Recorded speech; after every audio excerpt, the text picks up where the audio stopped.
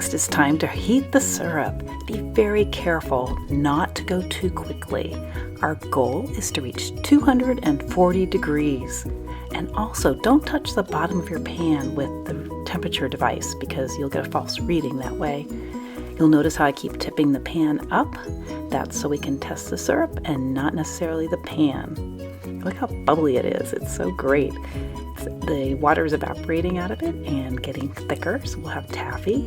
This is often done in the north in the spring at maple syrup festivals or open sugar houses. And it's just a really fun way to eat maple syrup as a treat.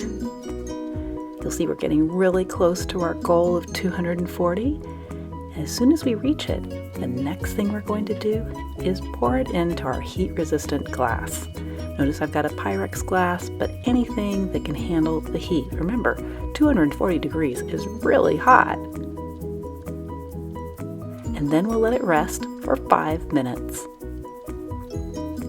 Next, we're going to have this thicker yumminess, and we're going to drizzle it on the snow. Let it sit for about 20 seconds so it starts to cool. Then roll it onto a stick, popsicle stick, a dowel, anything that's safe that won't melt and that isn't sharp, because you're going to be eating it. So that's it. Taffy on snow. Delicious.